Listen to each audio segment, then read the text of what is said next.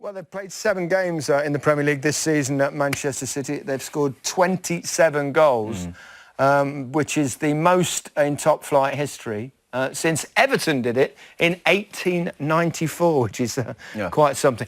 It was a great game of football. It was. I mean, they were made to work for it, I thought, today, City. I thought Everton really did play their role in what was a really enjoyable game to watch, actually. It was wide open, but I just felt that the standout performer for me on the day was Riyad Mahrez. Some of the things he was doing, he was just a different class. He was a different level. The energy that he started the game with, he had real intent. Got an early shot off, after 10 seconds into the game. That isn't a delivery. Don't get me wrong, Gundogan has to finish it. Just the audacity to do it. Look at the confidence of him. Kind of no-look passes into De Bruyne. He was almost kind of the go-to guy today. A lot of the time you see it with Sterling, 1- and 2-touch passes to open up that Everton defence. And I just felt that he was just probably one of the best performances I've seen him play. That pass isn't even on. We were watching it thinking, how's he even found that? Takes his goal really well. I do think that Jordan Pickford would be disappointed with this when he sees it again. He puts it exactly where he wants to, but it's his side. Keeper's side is never a nice one for keepers. But look at that for a touch. Plucks that one out of the air. He was absolutely brilliant. But I think the biggest thing, for him to get into Pep's team on a more regular basis, I think he's had 4 starts so far this season, is the work rate. You've got to do that with Pep's team. You have to do it. It doesn't matter how good you are. You have to put in the work rate, and he did that today. He won the ball back 8 times for City today. The only player that won it back for them more was Ilkay Gundogan, who won it 9 times. He was a massive part of the way they played, defensively and attacking, and he deserved a massive role in their win today. Deserved his plaudits. For Everton, Ian, that was their 3rd defeat in a row, but there were positives. They had 8 shots on target, which is the most against City since 2015. Not bad, but alas, obviously, it's the result that always matters most. Yeah, it was, but I think that, yes, it is the 3rd on the spin, but I think they could take a lot of positives from this simply because they did have a go at them. And I think that when you do have a go at City and try to get the ball in areas where you can make City uncomfortable like this, with Alex Iwobi, he's got to head that for me. That's another clear chance, I believe. And this one, we'll see this one from Dominic Calvert-Lewin. And, I think he's got the sooner you take it now with the left foot, the more chance you've got because the keeper's on his way out. He did make it hard for himself. Another good header here from Yerry Mina. And, it's a good save from the goalkeeper pushing it away. But I think that Everton and Everton fans should be really buoyed by that performance. And, if they can be a little bit more clinical, they could have maybe got something out of that game. OK. Be getting, what would you say numbers-wise for Riyad Mahrez this season, goals-wise? If he starts 15 in 15. I'm between 12 and 15 games, goals. He should be in that sort of territory because he's got the ability to do that. But I think now he's only just... In a Leicester shirt, it was different. He was very good, one of their better players, but the pressure on being a City player and being at the top of this division means you've got to produce. You've got to have some end product. We know he can play, and if he keeps doing what he did today, he will be certainly flying up those charts a little bit and getting the numbers that we think he should, and more importantly, his manager feels he should. Yeah, his goal put City 2-1 in front. What about the saves at 2-1? 2 of them from Addison. Edison was exceptional today, and look, they needed him to be because, we spoke about Otamendi before the game, and Fernandinho didn't have the best day. What's a ball from Sigurdsson?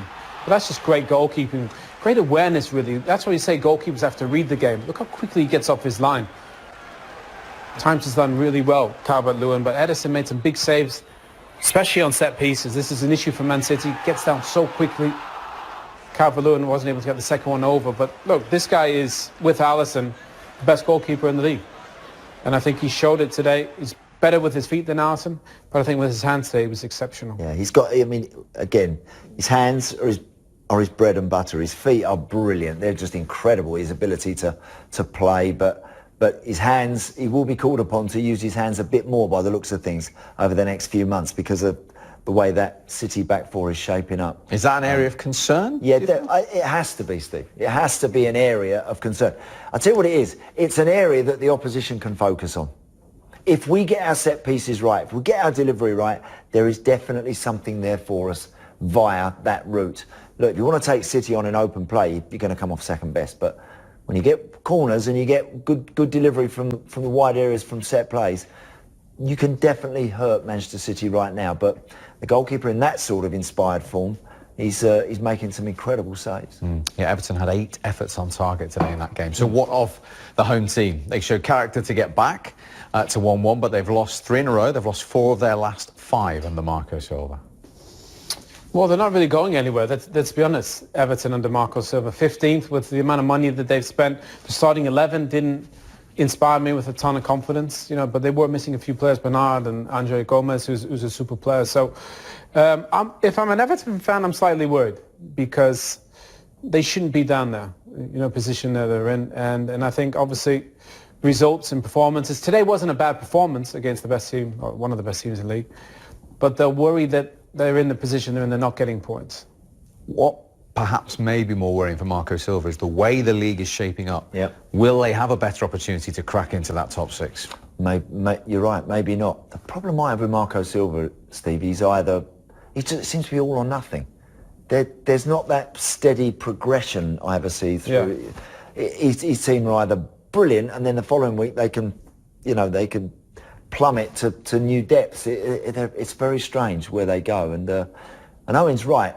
He will obviously take some heart from the spirit that his players showed today, but that doesn't wash with the fans after. If these defeats keep coming along, they'll be saying, hold on a minute, what's going on here? Where are we? And they have to be a top 8 team. Everton have to be. For them to be a bottom 6 team is not going to be acceptable. Yeah, they've got Burnley away and West Ham at home next. If they don't win either of those, do you see it really cranking up on Marco Silva? Definitely, because if you look, West Ham, that's a good point. That's a great gauge for them. They're third currently right now. Spend similar money, similar squads. Yeah. Leicester up there, Alan. Leicester, so that's their level. So we got a big 6, and then we got Everton, Leicester, West Ham. They should be there in terms of budget and squads and experience. Everton are 15th. Leicester are going to be right there, big 6, and West Ham are 3rd. So that just tells you, Everton are a long way off where they should be. So it needs some work. So also, Pep, as a coach, when you know you can bring on Sergio Aguero, you can bring on David Silva, you can bring on Bernardo Silva, you have such great options if you need to just change things a little bit and step the momentum up. Yeah, I know for a lot of them it's not easy to play, but maybe they don't realize. But if you review a little bit the lines up, so I want to make everybody involved. Of course, Sergio can play and David can play, but I want to.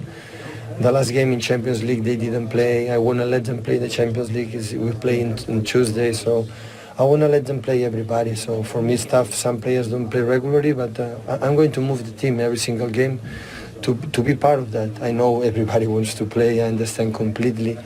But it's the only way to maintain the level for 11 months. In 11 months.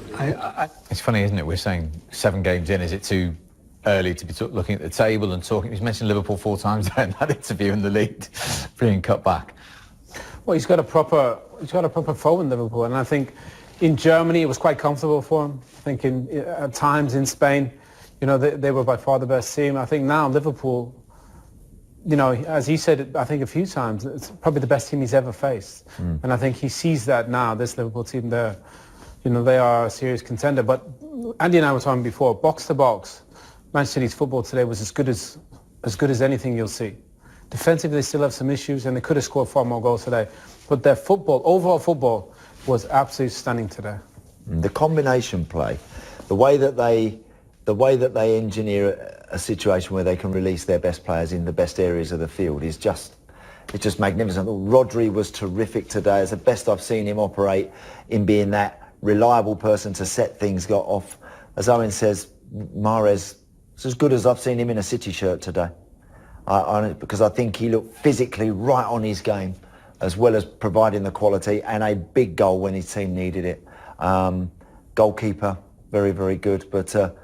But Owen's spot on. Their football is like an education every time you want to watch it. You could break it down. You could spend hours. We could have the whole day on just what they do and how they do it, if you wanted to. It's that good, the way that they play and construct everything. It's not just off the cuff. You can tell a lot of it is worked and it's rehearsed and it's practiced, isn't it? Yeah. And it's so good, so good to watch. So they're going to make a fist of this. It's going to keep trundling on. It's going to be a hell of a battle between the top 2 because they are some way better than everything else at the minute. Yeah, and we enjoyed the battle last year, and there's no reason to suggest it's not going to be as close this year, is there, at the moment? Yeah, I think Liverpool couldn't have started any better.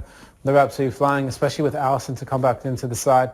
I just think they have more depth, and if Liverpool get any injuries, that could be something that could derail them. But City's squad is just is unbelievable.